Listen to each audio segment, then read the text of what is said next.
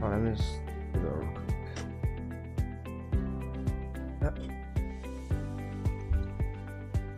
Put my camera down as well. Cam.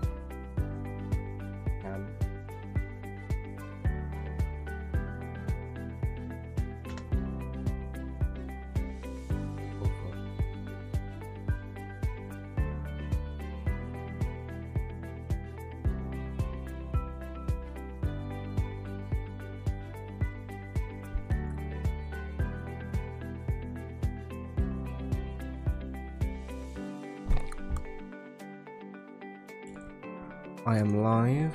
There we go. Live.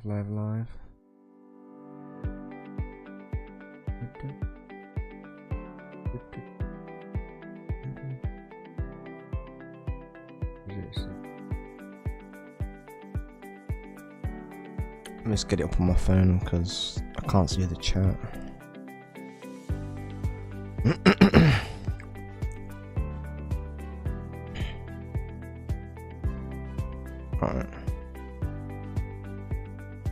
Right, you on the conference call now, yeah? Aqua. Yeah, okay.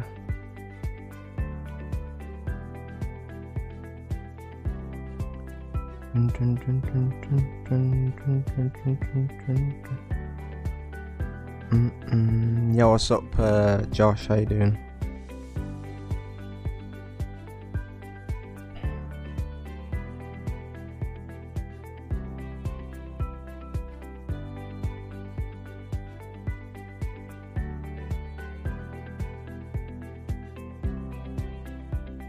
Yeah, I'm alright, mate. I'm alright. Just preparing to get ready for the conference call. Got the lobby music or whatever they call it playing in the background before that. Obviously they start, so yeah, I hope it isn't delayed either, to be honest. We've been waiting way too long now, man. Way too long.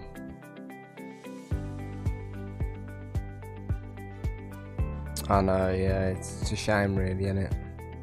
To be honest though, Liverpool always make it in the final. They always do, mate. I don't know why.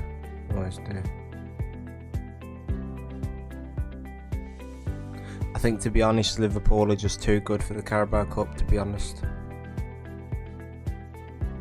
They've done it about 6 times now. They've gone in, because I think 4 or 5 of them times they've been in the final with us, so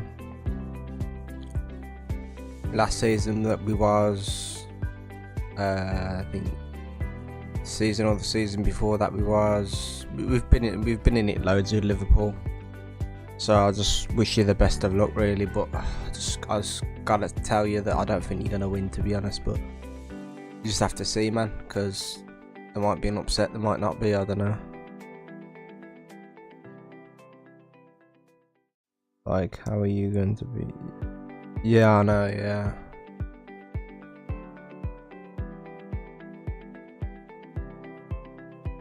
I guess you'll just have to play you just have to be top of your game, really, and then just try not to concede goals.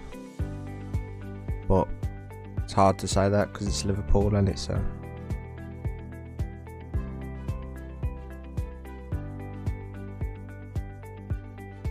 I know, yeah.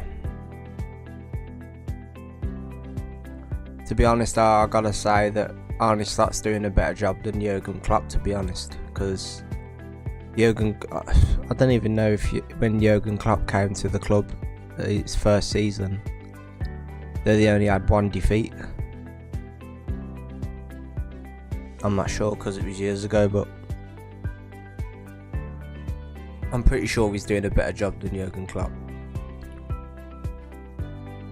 Don't forget, it's only his first season as well, so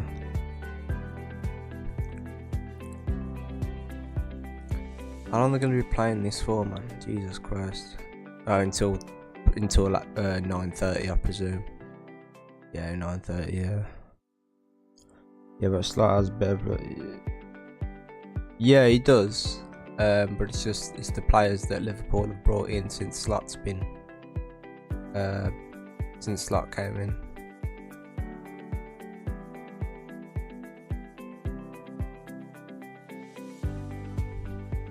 But most of the team how it is, it hasn't changed. There's only been a few players that are new, you know what I mean?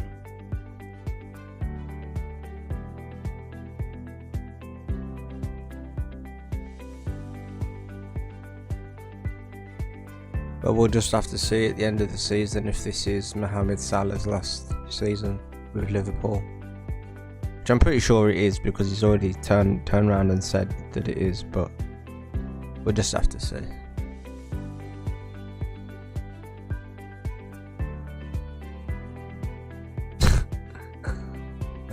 It must be the ball. It must be the ball. Mikel Arteta. It must be the ball.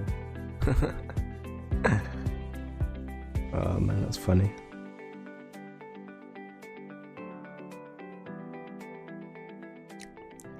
Couple of minutes now, guys, until the conference call.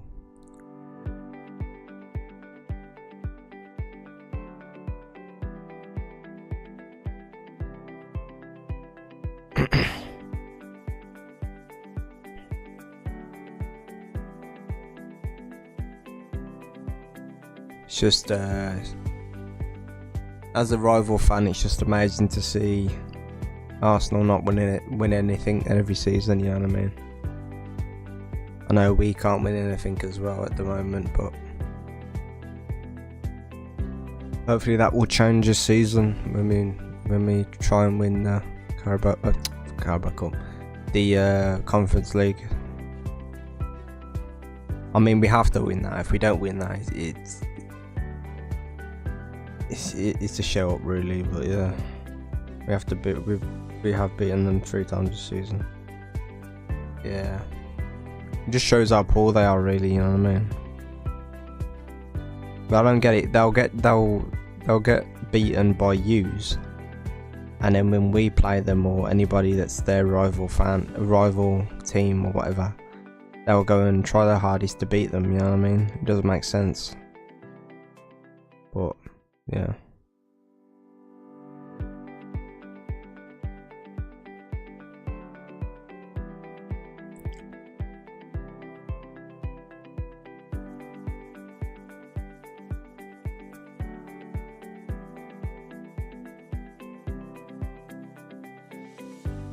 Yeah, I know. To be honest, Tottenham won in the first leg, but I knew that they weren't gonna win in the second. Tottenham are just one of them teams where they give you hope and then they just let you down, same as Arsenal. So I feel sorry for everyone who's a fan of them two teams, but you know. I mean, the thing is about the Arsenal fans, they turn around and say, oh yeah, you know, we're going to win the Champions League, we're going to win the league, and every season, but it's the 3rd season now, they've came pretty much second, haven't even won it. Like, yeah, it is good every season that Mikel Arteta is bringing them Champions League football every season, but their goal is to win the league and they're not doing it, so. Yo, what's up, Billy? Yeah, I'm good, mate. What are you saying? Guys, if you are brand new in this live, don't forget to like the stream and also subscribe to me if you are brand new. Heading towards 700 subscribers. I'm good. Yeah, that's good. I'll lose the title again. Yeah, they probably will, to be honest. Chilling, you get me? Yeah. I'm just getting ready to listen to the conference call for GTA. Well, it's not just about GTA 6, but like just to hear the news off GTA 6. See whether it's delayed, whether it's not delayed. You know what I mean? Because Rockstar did say that it was going to be this year that they would release it, so should be 3 now. Yeah, it should have been, to be fair. To be fair though, that back pass to David Raya, that was so poor, man. So poor. I don't understand what was the fucking... I don't understand what was the mentality for that. Gap post. Yeah. He scored though, isn't he? He scored though. Today. Well, this afternoon. Well, tonight.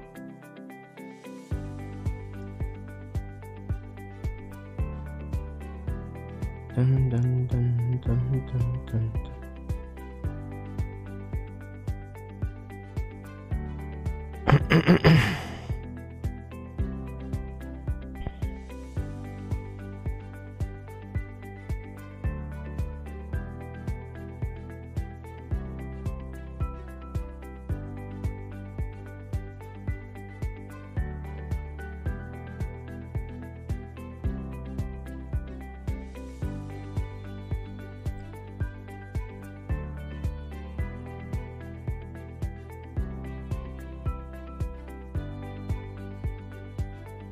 Gakpo scored the first goal.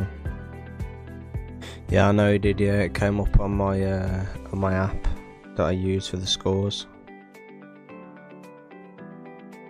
And obviously the second goal was Salah penalty. So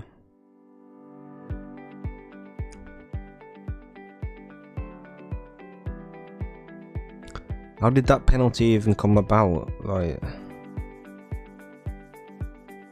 to be honest though, I could have seen Tottenham player bringing a Liverpool player down and therefore conceding a penalty, but it's just Tottenham for you, you know what I mean?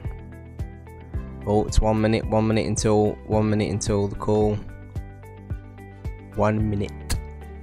It's currently 9:29. Keeper fouled the... Oh shit. I didn't know about that. Yeah.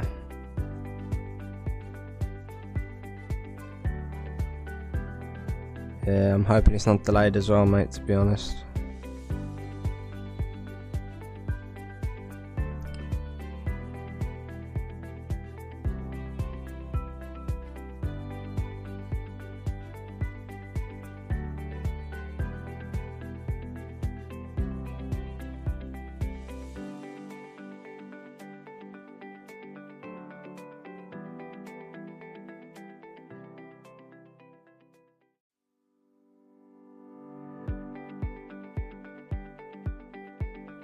Okay, it's now 9:30.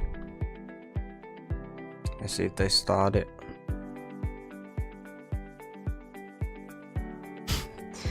Yeah, I do as well, Josh, to be fair. I think we all do. Oh, here we go, load an event. Here we go. Here we go.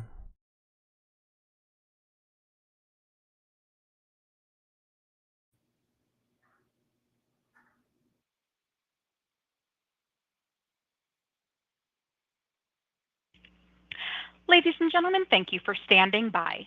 My name is Abby and I will be your conference operator today. At this time, I would like to welcome everyone to the Take-Two third quarter fiscal year 2025 earnings call. All lines have been placed on mute to prevent any background noise. After the speaker's remarks, there will be a question and answer session. If you would like to ask a question during that time, simply press the star key followed by the number 1 on your telephone keypad. If you would like to withdraw your question, press star 1 a second time. Thank you. And I would now like to turn the call over to Nicole Shevins, Senior Vice President of Investor Relations and Corporate Communications. You may begin. Good afternoon. Thank you for joining our conference call to discuss our results for the third quarter of fiscal year 2025 ended December 31st, 2024. Today's call will be led by Strauss Zelnick, Take-Two's Chairman and Chief Executive Officer, Carl Sladoff, our President, and Lainey Goldstein, our Chief Financial Officer. We will be available to answer your questions during the Q&A session following our prepared remarks. Before we begin, I'd like to remind everyone that statements made during this call that are not historical facts are considered forward-looking statements under federal securities laws. These forward-looking statements are based on the beliefs of our management, as well as assumptions made by and information currently available to us. We have no obligation to update these forward-looking statements.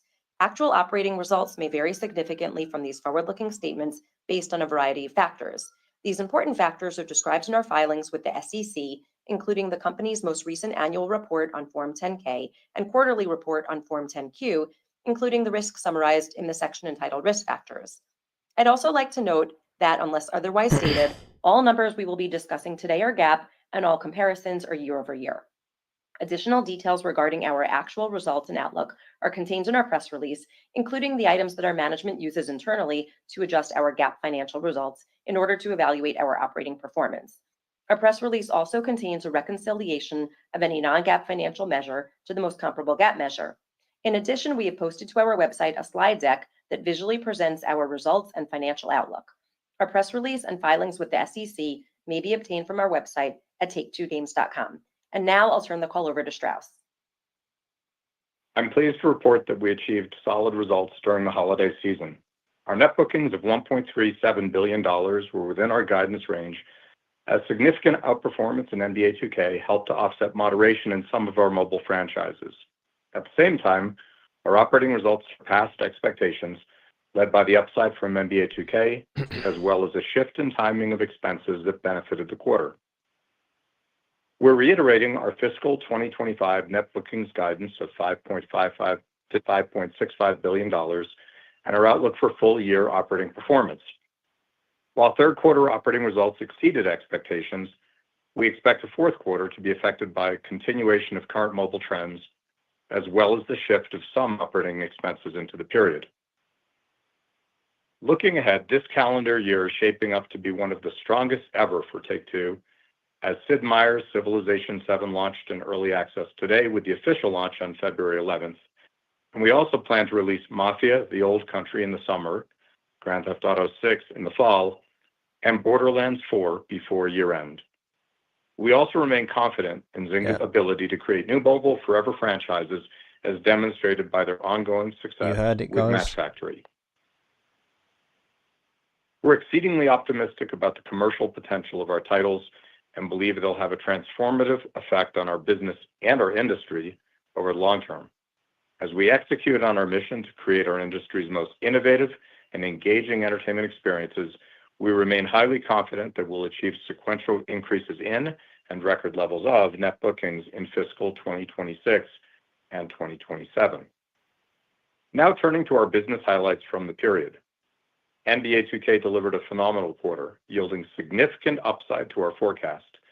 To date, the title has sold in over 7 million units, and engagement was extremely strong compared to last year, with recurrent consumer spending up over 30%, daily active users up nearly 20%, and monthly active users up nearly 10%. With community-inspired enhancements to gameplay, major technological updates, and the addition of new game modes, the team at Visual Concepts has once again demonstrated their ability to deliver innovation to this beloved series while also solidifying its position at the center of basketball culture. Additionally, 2K continues to expand our industry-leading basketball franchise with NBA 2K Arcade Edition, My Team, NBA 2K Mobile, and NBA 2K Online in China, all of which contributed to another highly successful year for the NBA 2K franchise as a whole. The Grand Theft Auto series remains our industry's standard bearer for excellence, and to date, Grand Theft Auto 5 has sold in over 210 million units worldwide. GTA Online delivered a strong quarter, led by its holiday update, Agents of Sabotage, which players praised for its depth, new upgrades, and array of content. Moreover, GTA Plus continues to grow its reach, with membership for the quarter increasing 10% year over year. Rockstar Games continue to expand the audience for Red Dead Redemption 2, which has sold in more than 70 million units to date. The title is currently enjoying its highest level of concurrent players on Steam. In addition, Red Dead Online engaged its audience further during the period with the release of the fan-favorite Halloween Pass, featuring seasonal-themed bonuses and rewards. Turning to mobile, recurrent consumer spending grew mid-single digits. While this was somewhat below our plan, we remain highly optimistic about Zynga's future. Toon Blast and Toy Blast both delivered double-digit growth, led by engaging features including new event types, improved player profiles, and enhanced tuning. Match Factory is performing very well and remains on track to become Zynga's second-largest title by the end of this fiscal year in terms of net bookings. We'd like to thank the Team Peak for their strong execution and for creating one of the top-grossing titles in the puzzle genre. While Empires & Puzzles performed below our expectations in the quarter, we're confident in the future of this highly profitable forever franchise. Our team is launching new event types and corresponding heroes, as well as increasing in-game rewards.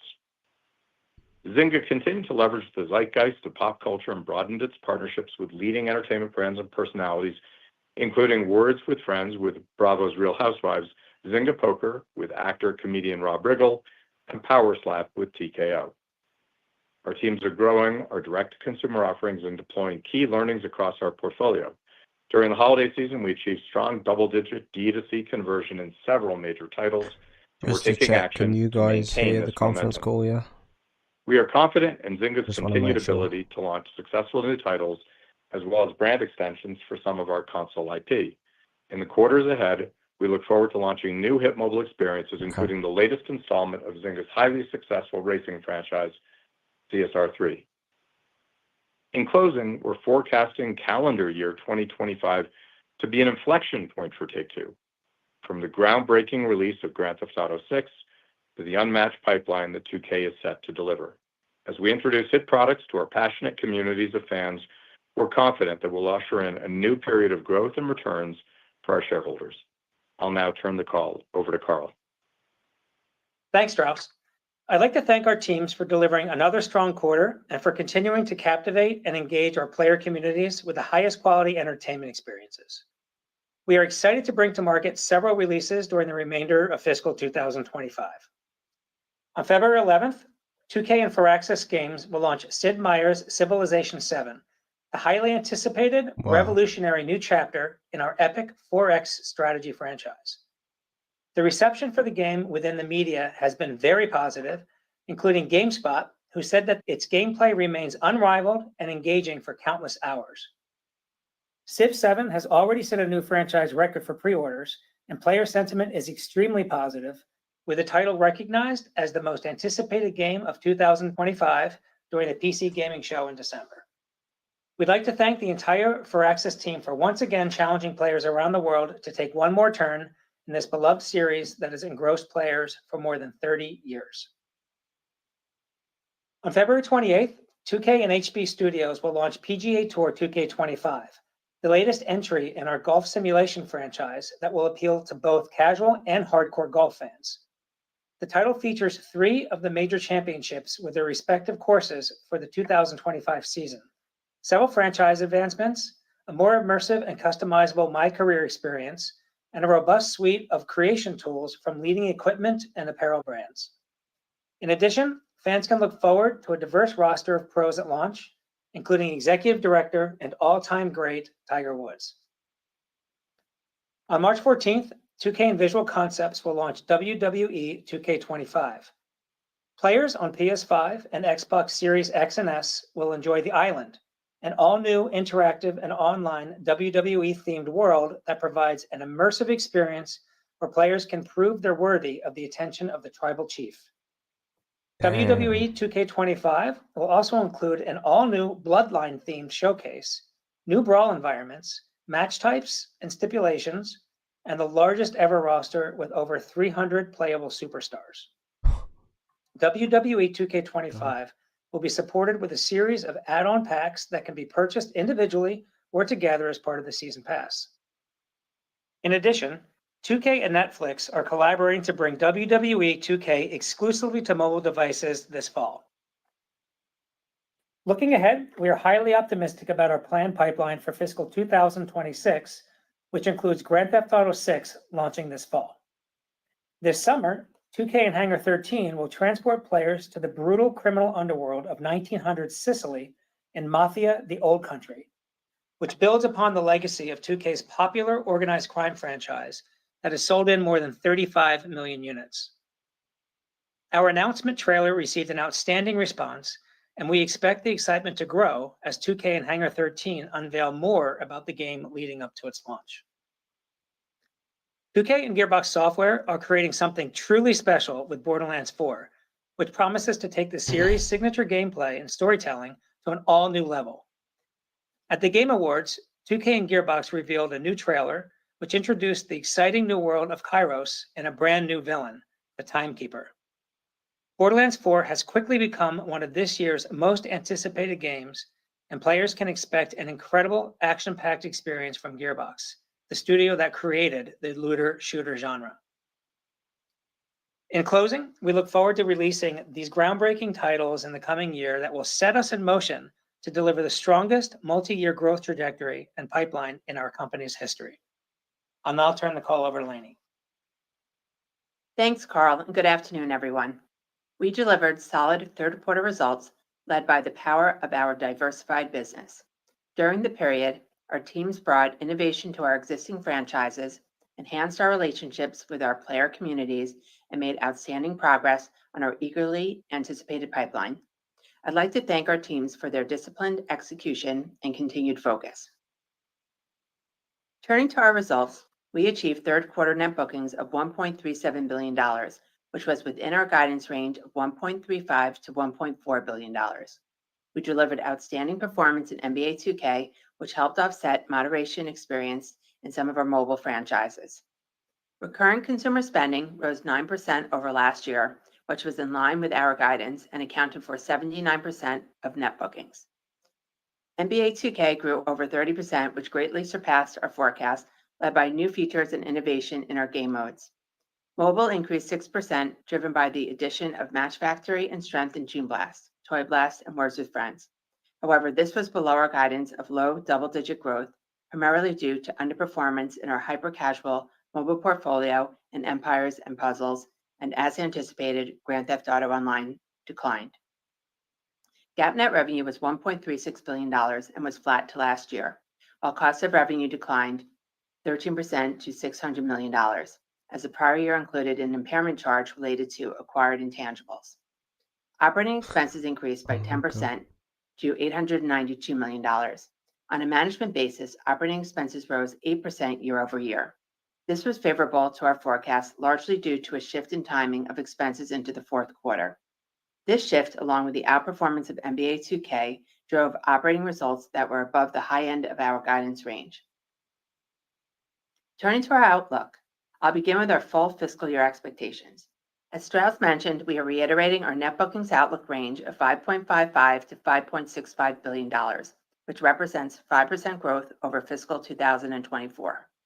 The largest contributors to net bookings are expected to be NBA 2K, the Grand Theft Auto series, Toon Blast, our hyper-casual mobile portfolio, Match Factory, Empires and Puzzles, the Red Dead Redemption series, Sid Meier's Civilization VII, and Words with Friends.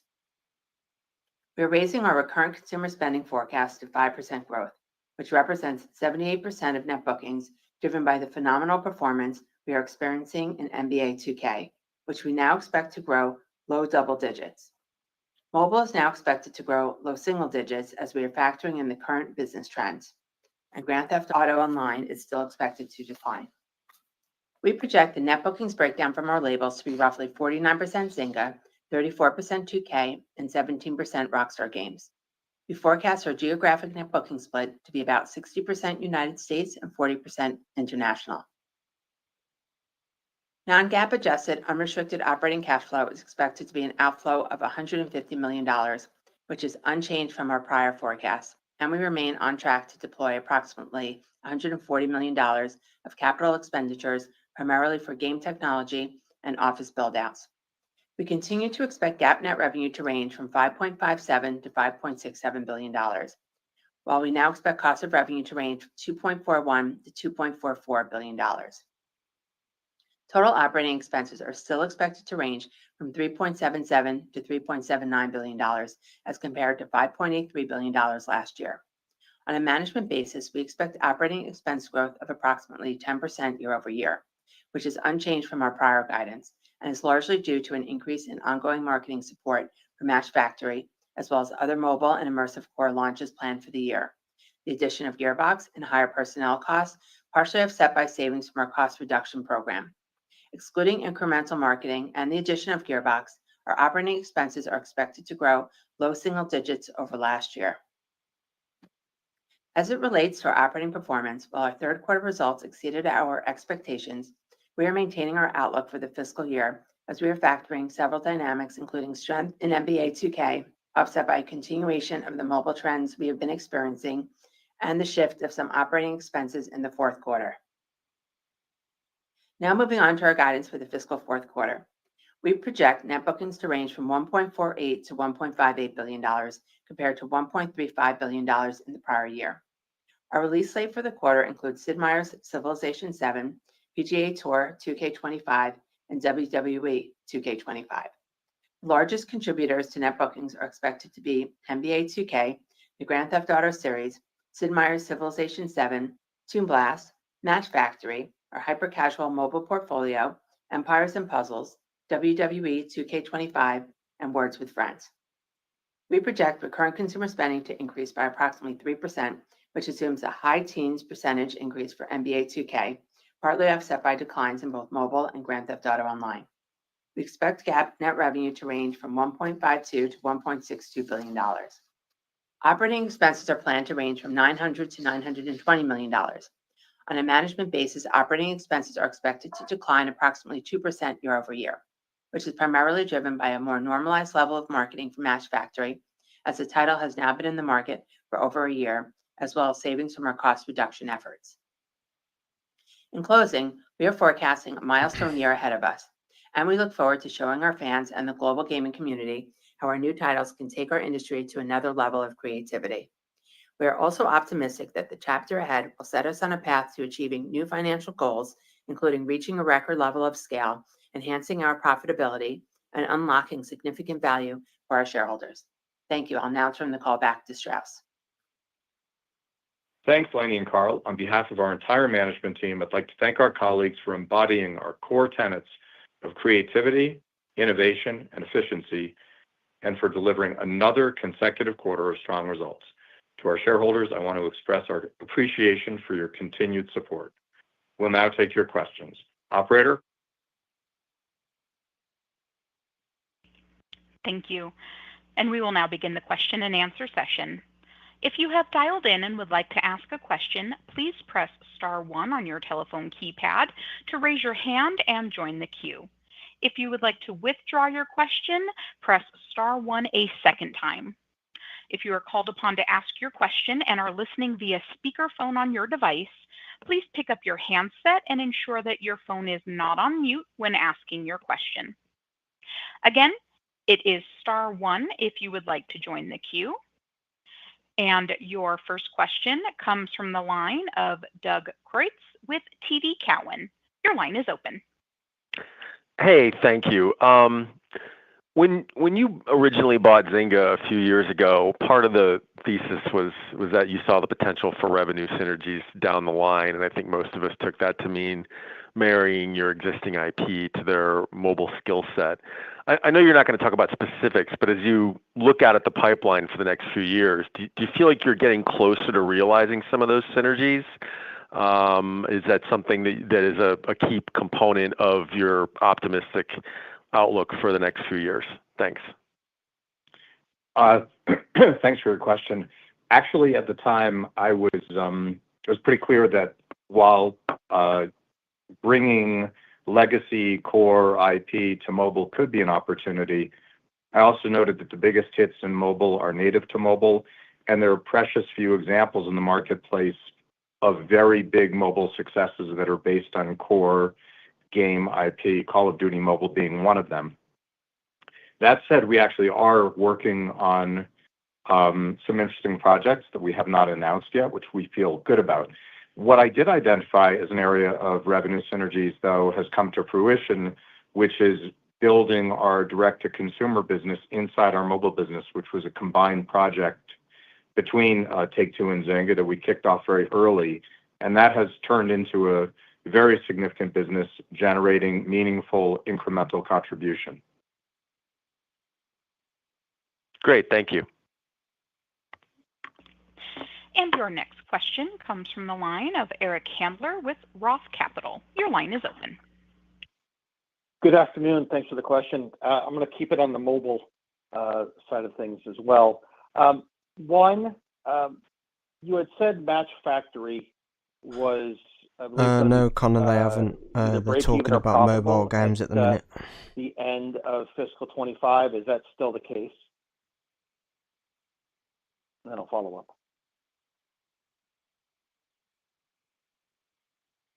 Yeah, so Match Yeah, Factory. Lainey's going to take that. Yes, so Match Factory towards the end of the year is going to start to turn profitable. The title is doing extremely well. We're continuing to do a lot of marketing for the title. So it definitely is towards the very end of the year where it's turning profitable, but the game is continuing to do better and better as the game stays in the market. Okay, and then just broadly speaking with mobile, it did seem like there was some broad-based weakness just overall.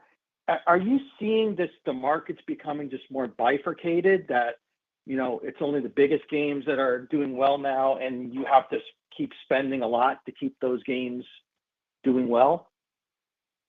No, that's actually not the case. It's still a pretty broad-based business at Zynga. And it's one of the things that is so appealing, we think, about our mobile business. In the same way that our console business, we think, reflects the best collection of owned intellectual property in the industry, our mobile business, I think, has the greatest sort of breadth of owned and licensed IP in the mobile business, which we think is protective on the downside and offers great opportunity in the upside. There are not the same kind of mobile tailwinds that the industry experienced up till mid-22. Of course, 22 was a down year, and then the industry slowly returned to growth. But the growth is still at a much lower rate than we would like. But it has yet, and I don't believe it will, turn into a kind of top 5 business. There's still a lot of opportunity for the top 50 or 100 or even 200 titles to make a difference. There's one other challenge in the business, which is, as you know, in the mobile business, unlike the console business, we and our competitors do not capitalize development costs, even after technical feasibility. And your marketing expenses, of course, are currently written off as well, which is true for all of our businesses. But in the mobile business, you spend a lot of money on UA in the belief and hope that it will come back to you in a subsequent period. We're very conservative in the way we do that, but nonetheless, that burdens our current results. So the more hits you have in mobile, the worse your current results can actually look for a period of time. And that's one of the things that we did see with Match Factory. As Lainey said, we expect that to turn, and we're going to begin to benefit from that extraordinary hit in the coming periods. We also hope that we'll have other big hits coming on the mobile side. So it's a really good story for Take-Two and its Zynga division. It's a somewhat less good story for the industry, and it is not an across-the-board great story for Zynga, in that a couple of our legacy titles, most notably Empires and Puzzles, have faced some challenges. But that's not an industry problem. That's a game problem. That is a problem that we're addressing, and we're already seeing some good news. That's helpful. Thanks, Strauss. And your next question comes from the line of Andrew Marok with Raymond James. Your line is open. Hi, thanks for taking my question. One on NBA to start.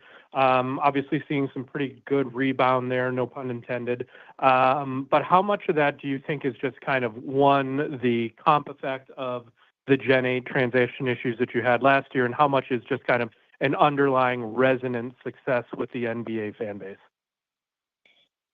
So I think certainly on the PC side of the business, it's a lot has to do with Gen 8 versus Gen 9, and we're benefiting from that without question. But honestly, the game is just continuing to innovate, and the quality is amazing. And the folks at 2K and VC, Visual Concepts, have year upon year proven that they've been able to come out with new modes, new innovations. Not everything works all the time, but this team is just, they define what sports gaming is, and they define what innovation is. And I think there are enough design changes in this game that have really just accrued to our benefit. And we're really excited about that. And we still feel that that we've got a lot of upside from where we are right now. So generally speaking, we're very pleased about the performance of the NBA. We think there's a lot of greenfield in front of us. And the Gen 8, Gen 9 piece was a bit of a headwind for us historically, but no longer. All right, much appreciated. And maybe one more kind of along those lines, but with your franchises that have bigger audiences but maybe take a little while between releases, thinking like Mafia and Borderlands, how does your approach to building excitement around those launches differ from franchises with faster release schedules? And how has the response to those two games been among their communities versus your hopes? Thanks.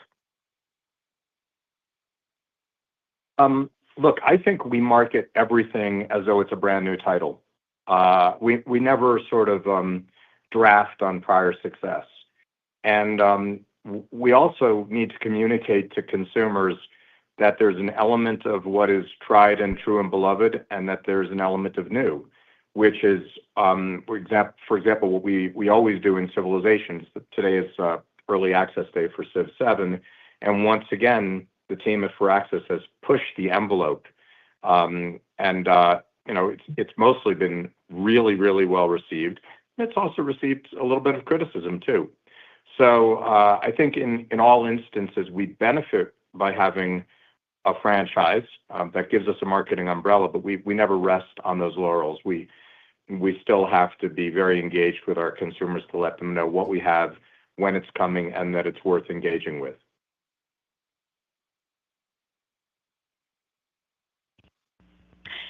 And your next question comes from the line of Corey Carpenter with JP Morgan. Your line is open. Hey, good afternoon. Thanks for the questions.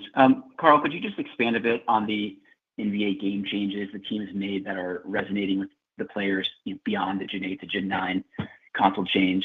And Josh, for you, now that we have more details on the Switch 2 that have been released and confirmed, just curious how you think about the opportunity to expand your relationship with them going forward. Thanks.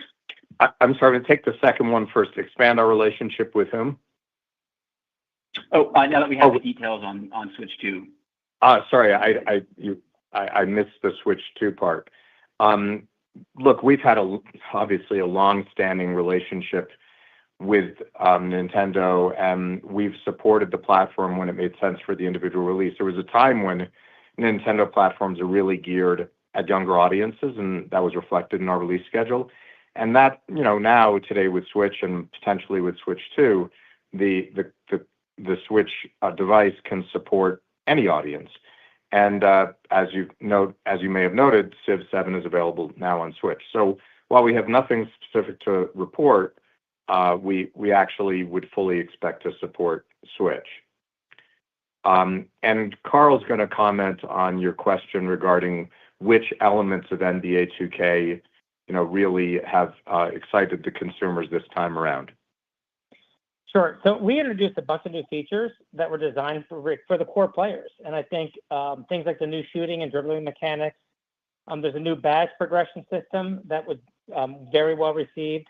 A smaller city, which really concentrates the activities so you don't have to run around as much to get to the interesting things that players can do. There was a return of the old NBA 2K Parks courts that people love. And there was also a full overhaul to the My Team mode. So quite a bit of innovation for us. Great. Thank you both.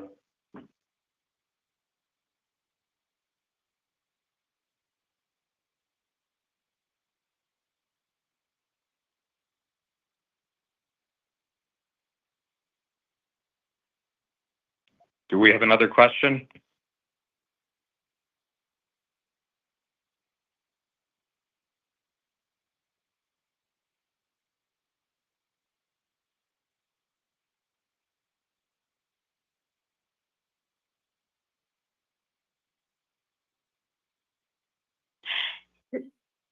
The next question. Your next question comes from the line of James Heaney with Jefferies. Your line is open. Okay, great. Yeah, thanks for the question.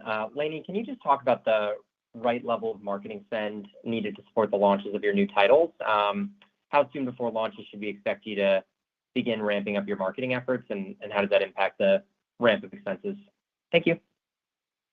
So in terms of the marketing, it's around the launch of the title, but in more recent years, it is spread a little bit further along, especially if there's an online environment of recurrent consumer spending with the title. So the title's budgets are usually around the same size as they were in the past. They really haven't gotten smaller, even when we have titles that are new versions of previous releases. There's just so much importance in terms of marketing and getting people excited about the titles. And it's just usually different types of marketing than it's been in the past. So there's a lot more digital marketing and marketing to our consumers and analytics and different ways of getting to our consumers than we have in the past. So it's usually a bigger amount at launch and then spread over the period of time that the title's life cycle. Great, thank you.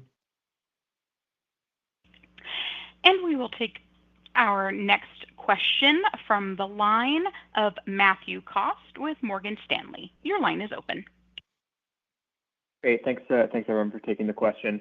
On the Netflix partnership for WWE, I'm just wondering how you evaluate the attractiveness of those opportunities in terms of partnering with new distribution modes like Netflix, and if those will become financially material or if they're more nice to have going forward, and how you think them through. That's question one. The second question is just about some media reports in the past couple of months that you may have started using a new mediation partner for the ad inventory at Zynga, and that you may have received a payment, I think one of the articles said, of $150 million to do that. Is that accurate? And if so, how and when would that payment be accounted for? Thank you. I'll take the first question, and Lainey will take the second. We have numerous distribution partners in the business, and we have a great relationship with Netflix in particular, and we'll evaluate an opportunity primarily to see if it benefits our consumers. We want to be where our consumers are. We're not precious or religious about limiting them to a particular platform, or, for example, even our own platform. We have an opportunity for consumers to come directly to a store that one of our labels has, or obviously to work through the app stores, to work through third parties. We have physical distribution, and we've also worked with subscription services, and we've worked with Netflix before. In every instance, there are obviously economics related to the particular opportunity, and we try to tailor the opportunity to the consumers we're trying to reach. So when it comes to and Lainey will take the question about mediation. Yes. So in terms of the economics of the deals, we haven't given any detail on what they were around this deal. But when we do account for things like that, it is usually spread along with the value of the overall deal to the organization. Great. Thank you very much. I know, right? And your next question comes from the line of Chris Scholl with UBS. Your line is open. Great, thank you. Lainey, I recognize in recent years you've been investing ahead of the new pipeline. As we start to see the benefit of these immersive core titles coming to market, can you just revisit how you're thinking about cash flow generation relative to the guidance you had given historically? And alongside this ramp, how are you thinking about capital allocation and the options you have available to you? Thank you. I'm sure. So when we think about going forward in the next couple of years and the strong cash flow that we expect to generate from our pipeline, our capital allocation plans definitely include paying down some of our debt over the next couple of years. But we also have a lot of acquisition opportunities available to us. So it's possible that if we make some acquisitions, the timing of the capital allocation plans could be adjusted based on that. So I think there's a lot of things that are big opportunities for us going forward, and all of that will be available to us. Okay, great, thank you. And if I can just fit in one more with Civ 7 launching, can you just help us think through the uplift you're factoring into your guidance, and how does that expectation compare to prior iterations of the franchise? Thank you. So if you're referring to next year, we're in the middle of our budgeting process right now, so we're not providing any specific guidance. We do expect to give that out during our May call. But with that said, we're really excited about the pipeline that's forecast to release next year, and also that's released in this quarter. And as we've mentioned, we remain highly confident that we'll achieve sequential increases and record levels of net bookings in fiscal 2026 and 2027. Okay, great. Thank you. And your next question comes from the line of Michael Hickey with Benchmark. Your line is open.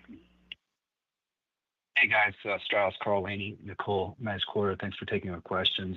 Just two from us. Curious on your fiscal 26 pipeline, the 3 games. Are you reaffirming launch and timely expectations, or is this more of a continuation of the previously provided slate with updates to come from your studios as new information becomes available?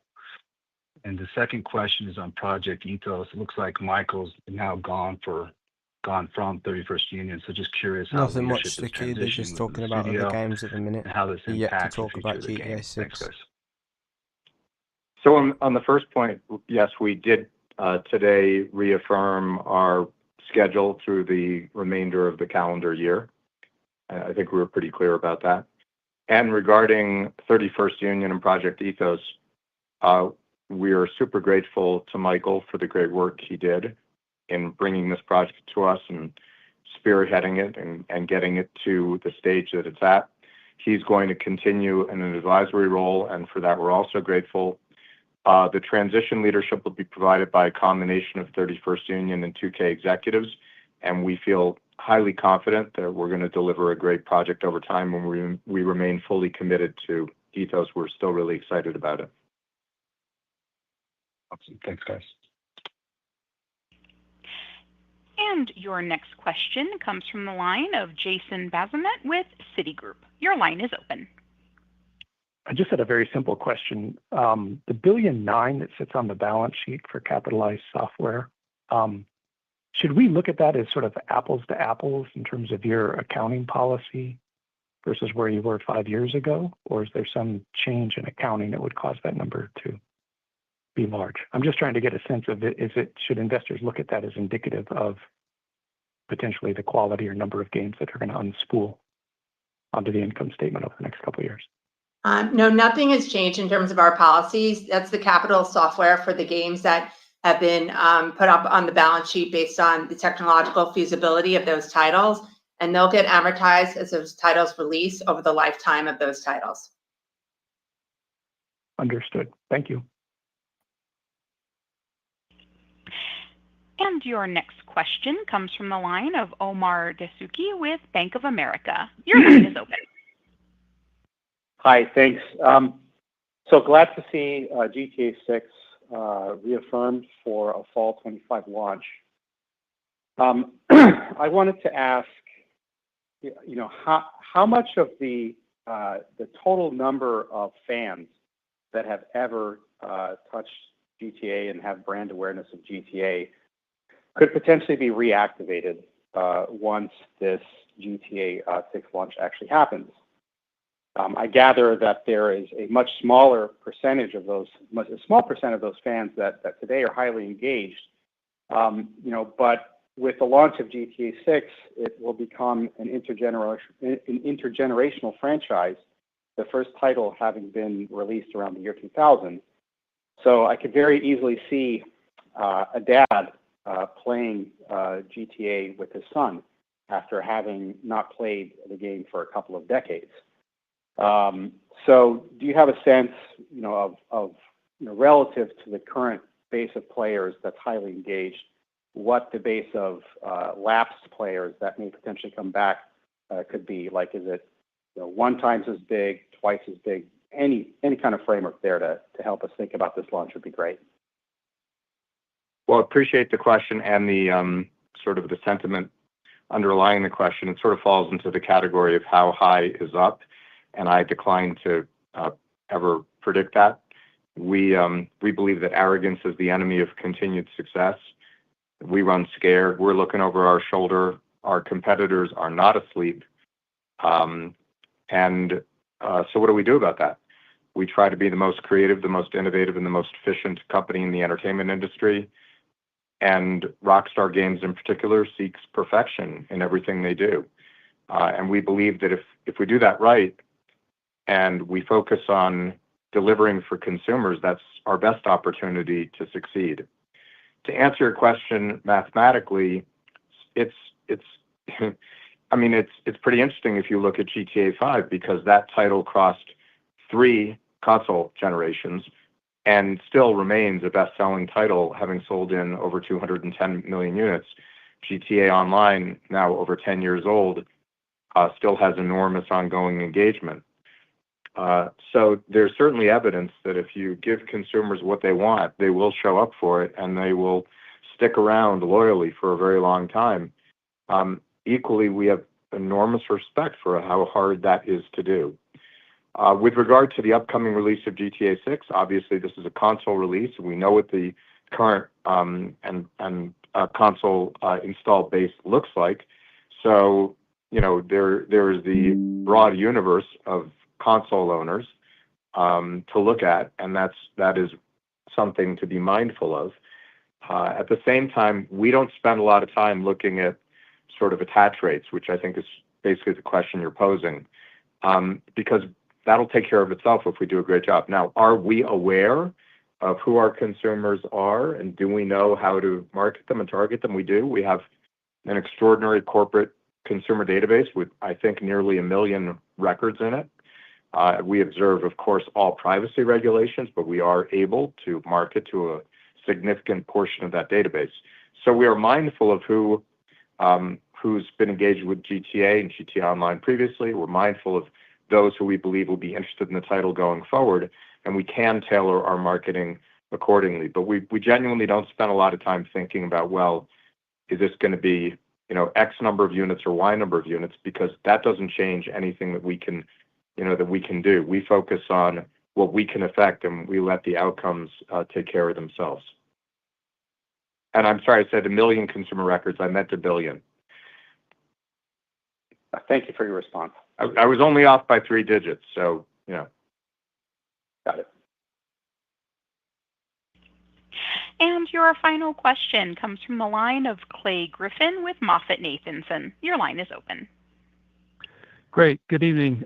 Thanks for taking the question. Strauss, love to get your... I cannot hear the operator. Is the operator speaking? Strauss, can you hear me now? Hello? Do we have Mr. any Zelnick, more are you able to hear us? Yes. Can you hear me? And Mr. Zelnick, are you able to hear us? He can hear. So we will. Okay, now I can hear again. Okay, perfect. So, Sorry, Mr. am Zelnick, I you have a coming through question. now? Clay Griffin with MoffettNathanson. Yeah, hey, sorry for the technical difficulty. I'd love to get your impression of the momentum of the Roblox platform. You talked about, hey, we'll be wherever our consumers are. Is that do you view that as a substitute product? And what's your vision? What would have to happen for you guys to develop content for that platform? Is it a viable destination for the type of content that Take-Two produces? Look, Roblox is a combination of a platform and a collection of games, user-generated games, largely. And I understand that they market themselves as a platform. However, from our point of view, it is a competitive situation. So while I wouldn't rule anything out, it's hard to imagine that we would see Roblox as a destination for a Take-Two labels game. But again, if there's a reason for us to be there, then we would contemplate it. Understood. And then just maybe turning back to NBA 2K RCS, I assume that you're aware of the kind of mid-quarter slip that happened at your competitor's live service. And credit to the team at Visual Concepts for a great product, but it does seem that we're seeing kind of small-ish changes to these live services are driving bigger results than what we're used to, kind of intra-quarter. I wonder if that's your impression. I know it's like as you add complexity, perhaps maybe we're all losing a little bit of visibility. Is that your impression, or is that it's just a function of NBA 2K executing at a really high level versus maybe some mistakes elsewhere? Yeah, I mean, I really can't speak to competitors and the decisions that they've made, but certainly it's very important in these type of live services games that the development of the game and the actual monetization piece of the game are hand in hand, and you really can't have one or the other. And one thing that we've learned over the years is that the most important thing about developing, particularly for sports games, that you can't have massive innovation year over year, and you have a significant live services component, is that engagement is everything. And the more the consumer engages, the more ultimately that you're going to be able to benefit from the economics of the business. So for us, it's not necessarily, we don't necessarily look at the business about tweaking the economy. Of course, we do that, but the idea is really more the focus of the teams, marketing and development, is to increase engagement, and that's all about the quality and the execution. The tweaking of the economy never is the leading factor. It's always about engagement and quality of the experience. And I think if you stray from that, that's when I think you run into trouble. Totally understand that, Carl. I think, I was maybe referring to kind of tweaks in actual gameplay. You mentioned some of the improvements that were made at NBA 2K. They seem, I wouldn't call them, massive changes, but it had an outsized effect. And it sounds like we saw the opposite at your competitor. And so the question is, like, are you starting to see that as a general rule where perhaps maybe you're losing some visibility, maybe even internally, for some of these live services intra-quarter? I'm going to take that. No, I don't feel that way. I think we are utterly focused on trying to present the very best possible experience. Sometimes we fall a bit short in certain areas. Sometimes we miss the boat a little bit. True of our competitors as well. But I think the focus remains intense on every part of the experience. Understood. Thanks, guys. And that concludes our question and answer session. I will now turn the conference back over to Mr. Strauss-Zelnick for closing remarks. Well, first, thank you for attending, and I'd like to apologize to all of you for our technical difficulties today. Hopefully the message came across despite that, because the message is a powerful one. We had a solid quarter for which we're very grateful, and we have what we believe is an extraordinary release schedule through the rest of the calendar year. And of course, our expectations are very rosy indeed for fiscal 26 and 27, where we expect sequential increases in net bookings, and we expect to set new financial records. All of that is a reflection of what our creative and business teams do every day, which is to seek excellence in everything they do. And none of us could be more proud than we are of those teams and their commitment, their loyalty to this enterprise. And we are so grateful. So I just want to say thank you to all of my many thousands of colleagues around the world, many of whom are listening right now. Thank you for your fine work. I'd also like to thank our shareholders for your support over these many years. We aim to continue to deliver and hopefully to over-deliver going forward. So thank you all. And ladies and gentlemen, this concludes today's conference call, and we thank you for your participation. You may now disconnect.